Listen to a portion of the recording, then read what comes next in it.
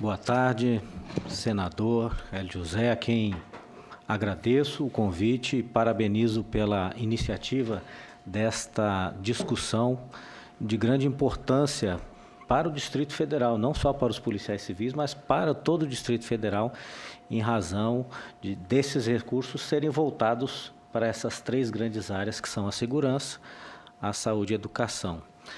Uma boa tarde também aos ocupantes da mesa e boa tarde também aos aqui presentes. Como você atender a população com conforto e nem dar segurança para os colegas policiais. Outras delegacias precisam ser construídas, como na 8ª DP, que atende o CIA e a cidade estrutural, como o próprio senador já falou anteriormente. A 16ª DP em Planaltina está ainda em obras. A 35ª de Sobradinho 2, que também o senador comentou, funciona num barraco alugado, numa condição precária, muito precária. O Instituto de Medicina Legal é um prédio que está lá há 60 anos, nunca houve reforma e, como bem disse, a bancada do Distrito Federal aprovou uma emenda impositiva para uma inauguração, construção, na verdade, do novo instituto. Instituto de Criminalística também está precário e o prédio da inteligência da polícia funciona num prédio alugado. A população aqui do Distrito Federal clama por novas unidades da Polícia Civil, como essas cidades que o senador já antecipou, e aqui a gente inclui também o Itapuã, Jardins Mangueiral, Jardim Botânico, Riacho Fundo 2. Então, são cidades que não possuem delegacias, há uma população muito grande nessas cidades, mas, entretanto, não há possibilidade de você construir essas delegacias sem que haja um aumento do efetivo, uma vez que há uma redução muito grande dos efetivos, como a gente vai ver posteriormente. Atualmente, pela primeira vez na história do Distrito Federal, 15 delegacias foram fechadas durante a noite, elas permanecem fechadas durante a noite e nos finais de semana, em razão da falta do efetivo. Quem sofre com isso diretamente é a própria população de cada uma dessas cidades, uma vez que, quando é vítima de um crime, precisa se deslocar a outra cidade, a outra região. E muitas vezes esse deslocamento não ocorre, o que acaba gerando uma subnotificação da criminalidade, da violência. A Secretaria de Segurança não consegue mensurar o aumento da violência nessas cidades em razão de que não está havendo o registro em pelo menos 15 cidades do Distrito Federal. Equipamentos. As armas que nós usamos apresentam falhas técnicas e precisam ser substituídas, todas elas. As munições não são insuficientes para treinamento e reposição. Os coletes têm só metade dos coletes do nosso efetivo. Não são suficientes. E as viaturas são inadequadas, uma vez que nós temos 50% das nossas viaturas com mais de 10 anos de utilização. Portanto, são viaturas bem velhas que a gente, na nossa atividade, a gente precisa de um equipamento seguro. Hoje mesmo houve um capotamento de uma viatura da Polícia Militar, um acidente muito grave, né? E aqui, fazendo um parênteses, ontem nós quase perdemos um policial civil que estava no plantão da DEAN, Delegacia de Atendimento à Mulher, quando teve um infarto ali no plantão. Graças a Deus foi socorrido, passou por uma cirurgia e sobreviveu, graças a Deus. Mas veja que a sobrecarga de trabalho tem gerado graves consequências na saúde física e mental dos operadores de segurança pública. Que urucubaca, hein, rapaz? Perdemos hoje um sargento da Polícia Militar, ontem quase perdemos o policial civil. Ataque cardíaco fulminante. Infarto, não foi fulminante, graças a Deus. Graças a Deus, mas hoje foi fulminante o do nosso sargento Galdino. Graças a Deus, nosso policial civil está bem. Qual é o nome dele? O colega Fábio. Fábio, né? Da DEAN. Deus ajude ele e a família. Amém. Vamos adiante. O nosso efetivo hoje conta com 4.300 policiais, sendo que 300 policiais civis, que são agentes policiais de custódia, estão em desvio de função no sistema penitenciário, quando deveriam estar nas delegacias, nas nossas unidades de trabalho da Polícia Civil. O quadro ideal da Polícia Civil, aprovado por lei federal de 2013, é de 8.900 policiais civis. Portanto, nós temos um déficit de 50% de efetivo. A valorização profissional. Esse é um ponto muito grave que tem nos preocupado e que nós temos sofrido muito com isso. Segundo o IPCA, de janeiro de 2009 a abril de 2017, a inflação do período foi de 74%. Segundo o NPC, 71%. Durante esse período, de 2009 até hoje, nós tivemos apenas uma aplicação de uma recomposição que foi aplicada a todo o serviço público federal, de 15,78, dividido em 3 vezes, 5% a cada ano, a partir de 2013. Portanto, se nós calcularmos a 74% de inflação no período, menos 15%, nós estamos com a perda do poder aquisitivo de 58%, portanto, mais da metade do poder aquisitivo da família policial foi perdida. E aqui entra a questão principal, que é a nossa paridade, que o senador já bem antecipou aqui. Nós temos uma paridade com a Polícia Federal porque nascemos do mesmo ente federal, que era o Departamento Federal de Segurança Pública. A partir desse departamento é que houve a divisão do Departamento de Polícia Federal e a Polícia Civil, o Departamento da Polícia do Distrito Federal. Por isso que há essa paridade, e também há diversas normas, leis federais que determinam que a Polícia Civil e a Polícia do Distrito Federal precisam de um tratamento isonômico. Sempre tivemos isso, e isso somente foi quebrado nesse momento pelo atual governo do Distrito Federal, que não tem cumprido o seu compromisso de manter a paridade da Polícia Civil com a Polícia Federal. Veja que a Polícia Federal, ela alcançou um acordo salarial em 2015 de cerca de 37%, dividido em 3 anos. Esse acordo ainda está sendo cumprido, está na metade, mais da metade dele vem sendo cumprido. Esse acordo foi de 37%. Portanto, o que nós buscamos é justamente esse valor de 37%, porque nós temos essa paridade. Se nós fôssemos lutar apenas pela recomposição salarial de nossas perdas, nós estaríamos lutando por 58% de recomposição salarial. Mas veja que, em razão da nossa paridade com a Polícia Federal, nós queremos a mesma coisa que foi alçado aos colegas do Departamento de Polícia Federal. Em 2008 e 2009, todas as carreiras de Estado do funcionalismo federal foram reestruturadas. E a Polícia Civil do Distrito Federal ficou de fora. Por quê? Porque a Polícia Federal ficou de fora. Portanto, vejam que o tratamento que o governo federal é o mesmo, de paridade. A polícia, aqui o governo federal, em diversos momentos, sempre deixou de nos fazer reestruturações na Polícia Civil. Por quê? Porque não havia negociação em aberto ou não havia feito um reajuste com a Polícia Federal.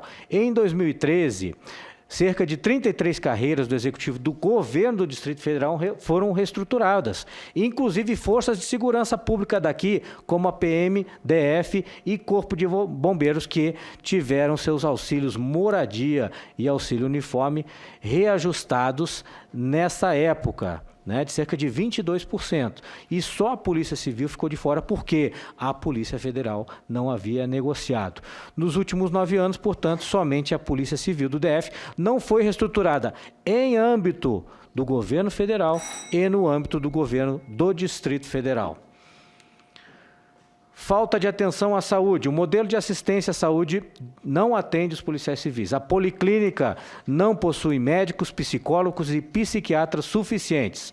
Dos 18 milhões reservados para a saúde do policial, apenas 8 milhões, menos da metade, são utilizados.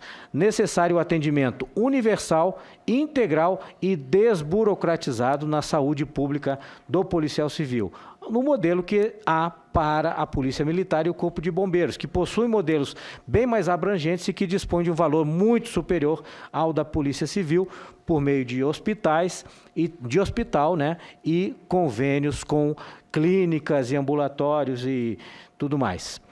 A Polícia Civil não recebe, apesar de trabalhar 24 horas por dia, não recebe adicional noturno, não recebe horas extras, não tem banco de horas, não possui serviço voluntário gratificado, não tem pagamento de sobreaviso, não tem auxílio moradia, não tem escola para os seus dependentes, não tem hospital, não tem auxílio uniforme, não tem regime previdenciário. Esse aqui é muito grave, né? Porque os servidores do governo federal, foi criada uma lei que garante o regime previdenciário complementar e a opção até julho para o FUNPRESP. Já os servidores do governo do Distrito Federal, foi criado o IPREV, o Instituto de Previdência Complementar dos servidores do Distrito Federal. Nós não estamos em nenhum deles. Os nossos policiais civis não têm condições de fazer uma opção por previdência complementar nesse momento. E aqui eu faço um apelo aos integrantes da mesa, que são do governo do Distrito Federal e do governo federal, para que seja editado urgentemente uma medida provisória, e também o senador fazer essa interlocução com o governo federal, para que nós consigamos fazer a opção, pelo menos, ao FUNPRESP, que é o fundo dos servidores mantidos pela União, que é o nosso caso. O IPREV não nos aceita. Já foram feitas algumas pedidos para alguma opção para a migração para o IPREV e não foram aceitas. Como o FUNPRESP também não foi aceita, em razão dessa lacuna legislativa. As consequências... Meu nome, doutor Rodrigo, presidente do sindicato. Quero pôr meu gabinete à sua disposição, à disposição da Polícia Civil do Distrito Federal, para, junto com a minha assessoria jurídica e a assessoria de vocês, evidentemente, solicitarmos a consultoria do Senado para apresentarmos um projeto de lei para resolver essa questão dessa lacuna importante que você aponta, da questão da necessidade dos nossos agentes, delegados, escrivãos, nosso funcionalismo da Polícia Civil, que é custeado pelos fundos do Fundo Constitucional, pelo dinheiro do Fundo Constitucional, então são servidores, vamos supor assim, aspas, servidores públicos federais, que a gente possa ver uma forma de resolver essa questão. Então, meu gabinete está à sua disposição. Quero dizer para você e para toda a categoria, inclusive para a Polícia Militar e outros, e os nossos colegas na mesa também, que são servidores públicos, que meu projeto de lei, que eu sou o relator, que está na CCJ, garantindo, depois de 20 anos da Constituição, 30 anos da Constituição brasileira, a execução da database de nós, os funcionalismos públicos, todos nós aqui que somos servidores públicos, tá certo? Eu já o aprovei na Comissão de Direitos Humanos e espero, na próxima sessão da Comissão da CCJ, tá certo? Aprová-lo para que a gente possa levar ao plenário o mais rápido possível, para que seja definida a correção das perdas salariais de todo o funcionalismo no momento correto, tal qual são para os outros trabalhadores brasileiros. Ok? Obrigado, senador. Seria um grande avanço, será um grande avanço essa fixação de uma database para o serviço público, tanto federal quanto nas demais esferas, né? Federal, municipal, distrital também. Muito bem. Agradeço também ao senador que sempre colocou o seu gabinete à disposição. Fizemos várias incursões ao seu gabinete, sempre nos atendeu. Agradeço aqui de público a grande luta na defesa dos interesses do Distrito Federal que o senador tem feito até hoje. Obrigado, Elcio. Os policiais sem equipamentos correm risco de morte, tanto para os operadores de segurança quanto para os cidadãos. A falta de efetivo gera sobrecarga de trabalho, atraso no atendimento primário, que é o começo da investigação, e a demora nessas investigações e o atraso nas prisões. A falta de valorização tem gerado um grande desestímulo, grande evasão de profissionais vocacionados dentro da polícia que têm procurado carreiras mais atrativas. Então, nós estamos perdendo vários talentos em razão dessa defasagem salarial. E sem investigação não há prisões e, com isso, gera o aumento da impunidade e a reincidência criminal, coisa que nós temos visto aqui na capital. Os índices... Nobre. Mas para que o Brasil entenda, a polícia é composta de uma polícia repressiva que tem a tarefa de prender o cidadão na execução do crime, de evitar o crime, de reprimir qualquer coisa que contraria a ordem, e a questão que a polícia militar, seja ela a polícia militar do Estado, seja ela a polícia militar do Distrito Federal, né? Que é a polícia repressiva. E tem a polícia investigativa, que são as polícias civis do Distrito Federal, dos estados, né? Então, só para que o nosso público possa entender o que você acabou de colocar aí sobre a questão da investigação e da repressão. As polícias têm seus papéis constitucionais bem definidos, né? Algumas consequências.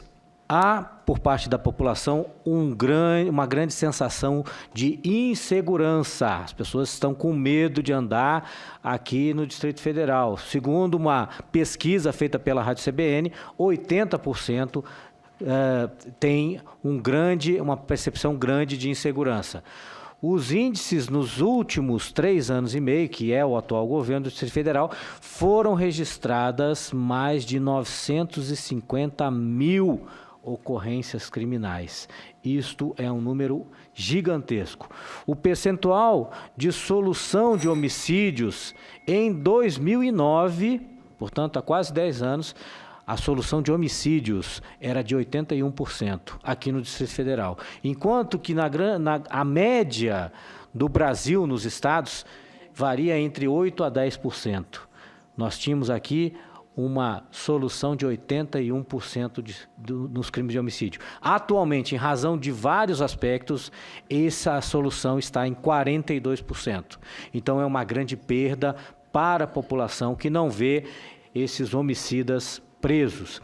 Em 2017, somente em um ano, houve 36 mil roubos a pedestres só no DF.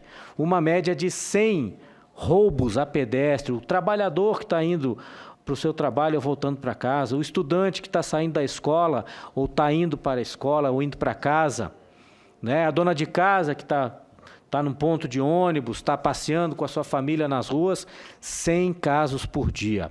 E apenas 4% desses casos foi instaurado inquérito policial para se buscar a autoria. Por quê? Porque não há policiais suficientes para investigar. O Fundo Constitucional vem sendo mal utilizado e mal fiscalizado no nosso entendimento. A União tem apenas se incumbido de repassar os valores ao governo do Distrito Federal, que os usa de uma forma indiscriminada, com desvio e de forma ilegal.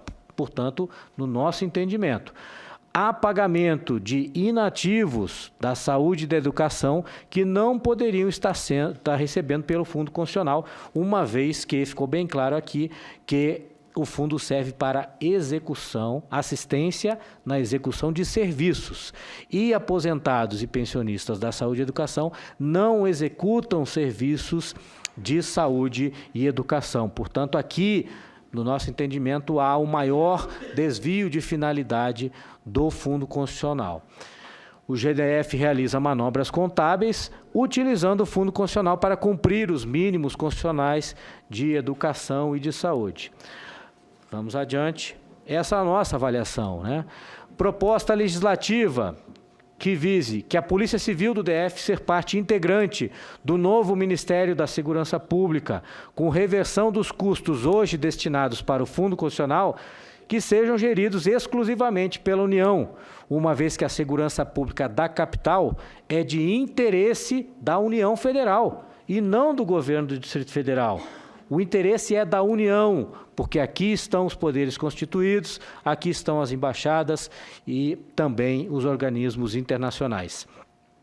Determinar percentuais a serem utilizados por cada uma das forças de segurança, da saúde e da educação, não devendo da Polícia Civil ser menor do que 20% do Fundo Constitucional, como foi no começo, que era 19%. Se a gente alcançasse 20%, seria o ideal para fazer todos esses investimentos aqui que a gente colocou.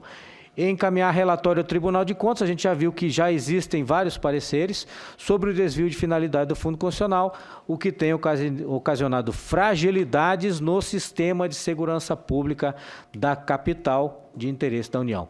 Regulamentar a Previdência Complementar, dando-lhe a opção para migrar ao regime previdenciário do Funpresp. Então, desculpem essa apresentação por demais alongada, mas eu achei importante aproveitar esse momento de discussão aqui no Congresso Nacional, que é quem tem o poder de fiscalização dos recursos federais, para trazer à baila aquilo que mais tem afetado a Polícia Civil e as consequências disso para a sociedade, não só brasiliense, mas também para as pessoas que se...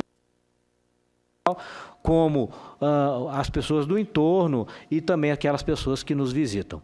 Muito obrigado mais uma vez e boa tarde a todos.